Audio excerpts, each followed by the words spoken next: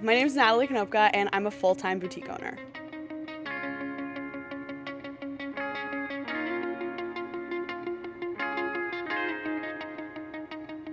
Darling Authority is an online women's clothing boutique, and I actually started it while I was a junior in college. And so me and my friend were talking, and she told me about this girl that she knew that ran a boutique out of her apartment. And so my friend was thinking, she's like, Natalie, you could totally do that. That's so easy.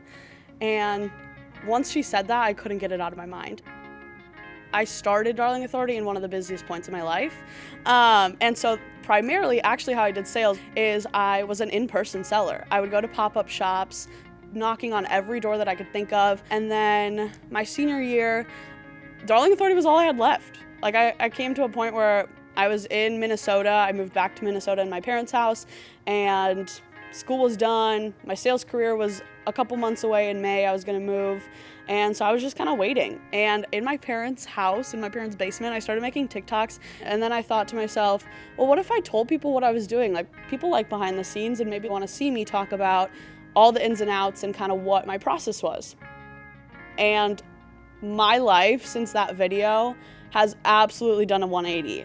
I got millions of girls worldwide, all of a sudden so passionate and excited to see my brand. And I was about a month from moving to Orlando for my full-time job in sales.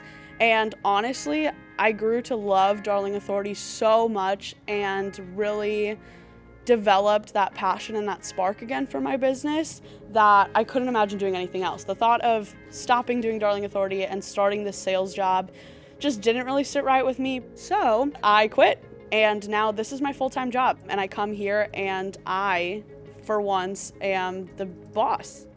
Having a warehouse space that is solely for Darling Authority and a place that we can grow into and expand to kind of really puts into perspective how much I've grown, and it's allowed me to grow further. Social media has been transformative in my business. It really is the lifeblood of why this works and why we've grown so much.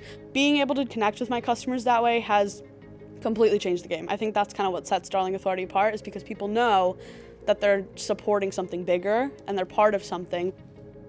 When I started Darling Authority, I wanted to be more than just a clothing store. I wanted to be a brand that was focused on empowering women and building the next generation of leaders and inspiring them to break the status quo.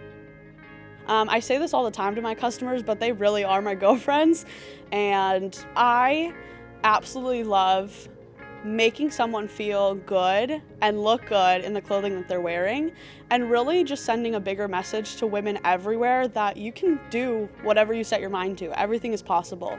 And I just go back to that every single time everything gets rough, is you're doing this for a reason. You're helping people. Like, without Darling Authority, I literally wouldn't be the person I am. If I had to say something to my customers, I'd just say thank you. Thank you for changing my life. Oh my God. Just thank you. I could never imagine myself not having Darling Authority because it became part of who I am. I really do believe that good things come to those who work for it, and good things can happen to anyone. It's just up to you to decide your story, and you only have one chance. This isn't a dress rehearsal. This is your life, and you get to live it the way you want.